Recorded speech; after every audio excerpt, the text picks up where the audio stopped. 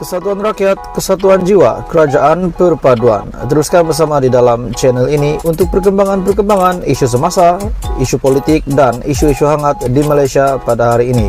Jangan lupa teruskan bersama di dalam channel ini. Tekan butang like, share, dan subscribe channel ini untuk perkembangan terkini politik di Malaysia.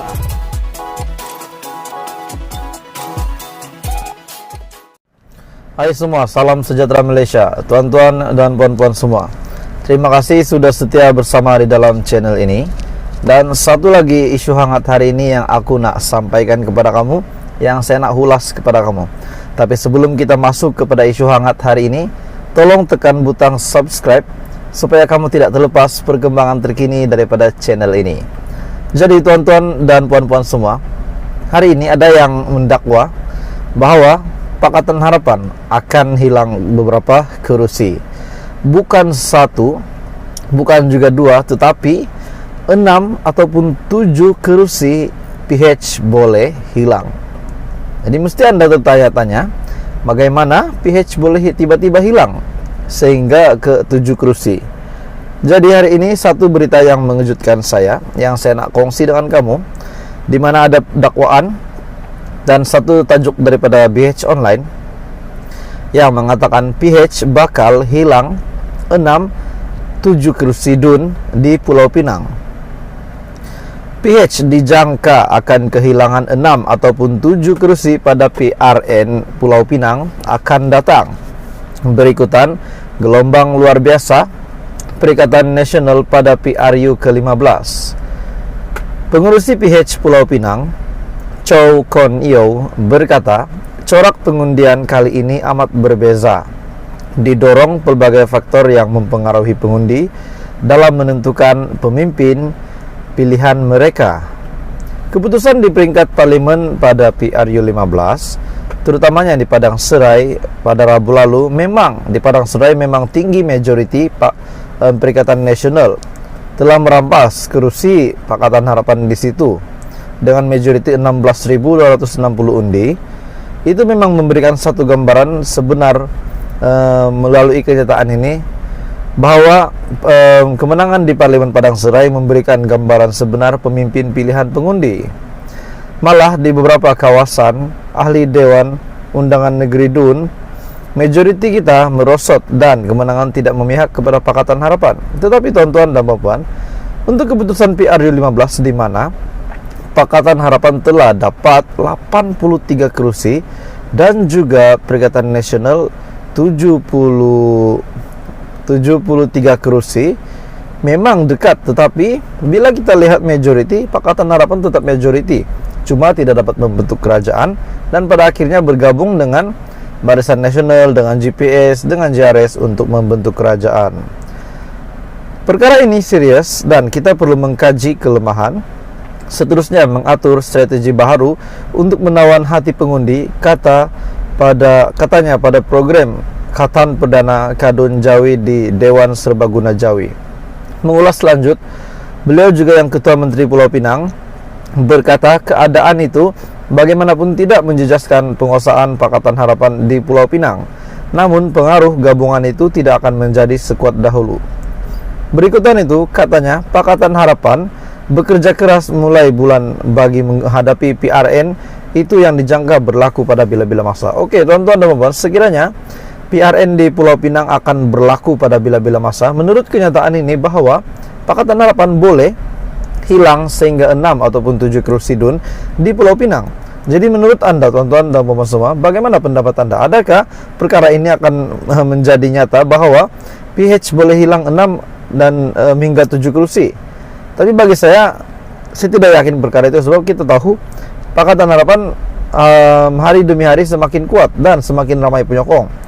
Apa tidak sebab hari ini Kerajaan Perpaduan adalah pimpinan Pakatan Harapan, Barisan Nasional dan beberapa parti yang lain. Tapi jika anda mempunyai komen berkenaan dengan ini, di mana kenyataan bahwa PH bakal hilang 6-7 kerusi DUN di Pulau Pinang, apa komen anda? Anda boleh komen di bawah.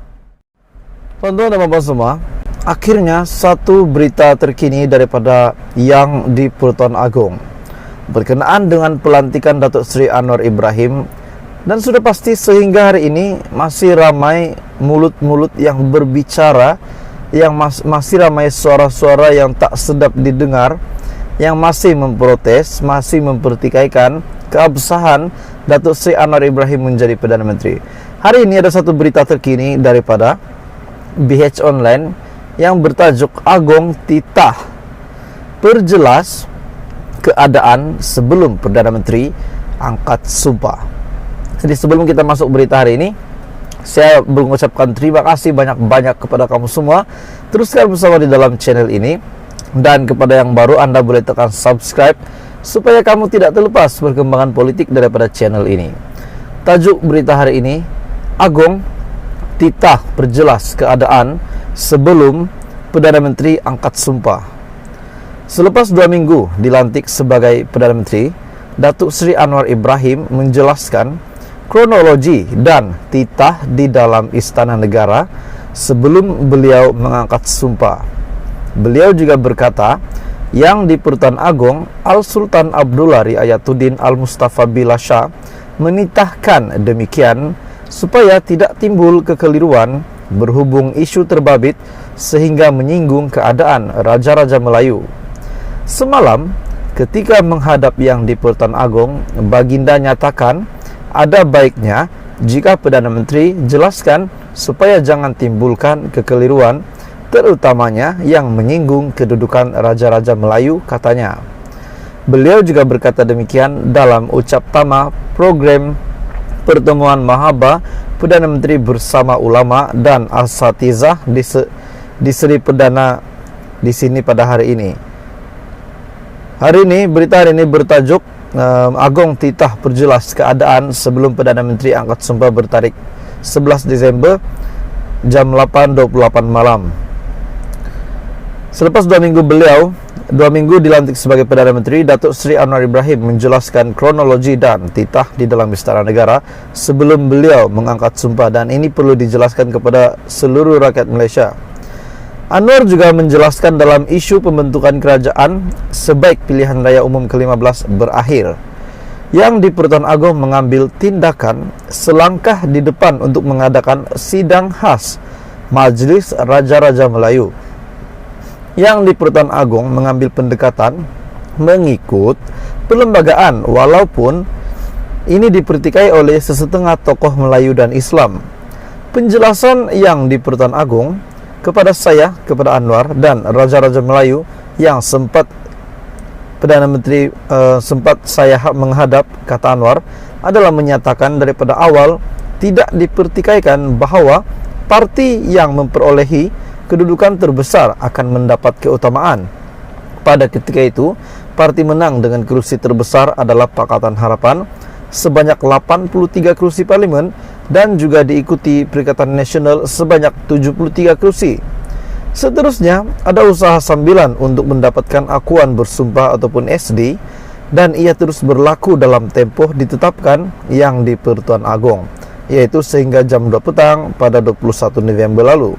Beliau juga berkata, berapapun jumlah SD yang diperoleh hanya akan ditetapkan setelah waktu diberikan berkenaan di muktamad.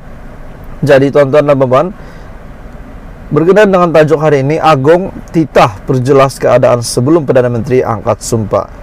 Baru saja 2 minggu Datuk Seri Anwar Ibrahim menjadi Perdana Menteri, beliau perlu melakukan ini supaya tidak menimbulkan kekeliruan kepada ramai rakyat Malaysia dan kepada pemimpin-pemimpin politik yang lain.